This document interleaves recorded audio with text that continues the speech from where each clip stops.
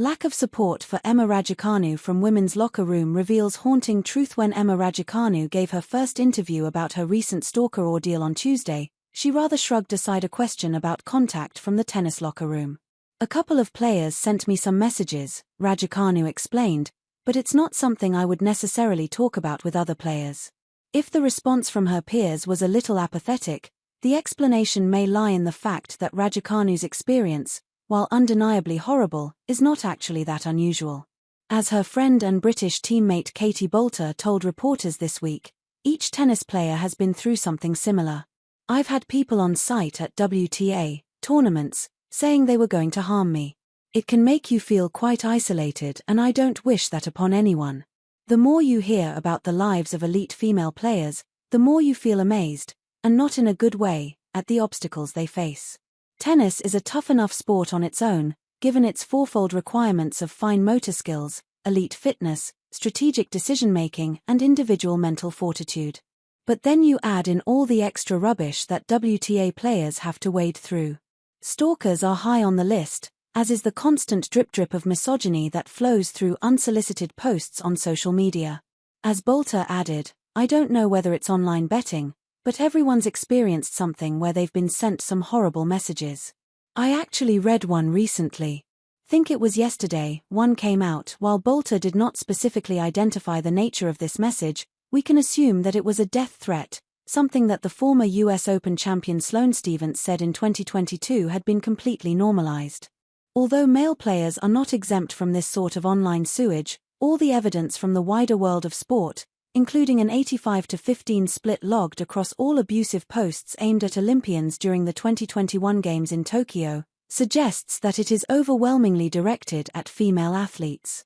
Asked this week whether he had heard of any stalkers targeting ATP players, British number 1 Jack Draper replied, "No, not particularly. It's difficult in tennis, because you go to tournaments and people come over and they ask for pictures. And although it's nice to be very close, we don't know these people. As a guy, it's a little bit different. I think it is a good opportunity for the tours, especially the WTA, to look more into their protocols." Resuming her season in Indian Wells this week, Raducanu has been granted extra security. On Tuesday, she came into the interview room with a pair of burly bodyguards, and went on to tell reporters that, "It's amazing to feel protected, to feel safe.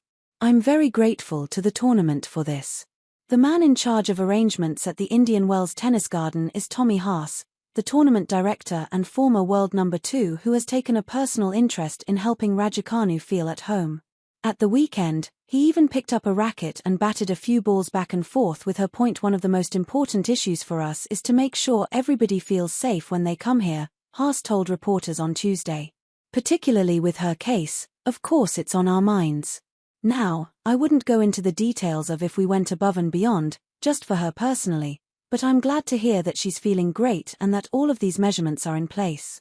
Indian Wells is known for being one of the friendliest tournaments of the year, attracting a clientele which, like the population of nearby Palm Springs, is dominated by wealthy retirees. The practice courts are always mobbed by fans, and on Tuesday Raducanu herself mentioned feeling so much love, even on the player lawn, a prominent green space at the front of the site where all the players do their warm-ups. The very openness of the setup is a challenge for the security guards, who could be heard shouting for fans to move aside promptly whenever a player passed by on Tuesday. As Haas pointed out, tennis has so far avoided a repeat of its most notorious stalking case, the one involving the crazed Steffi Graf fan who stabbed Monica Seles in the shoulder in Hamburg in 1993. But there is always some small element of risk.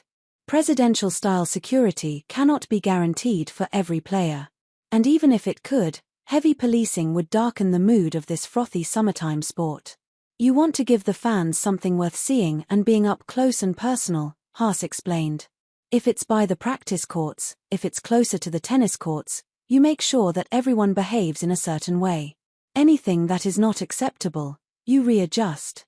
But you know, we are known for a tournament where we have lots of amazing tennis fans, lots of tennis knowledge. I think for the most part, everybody respects that."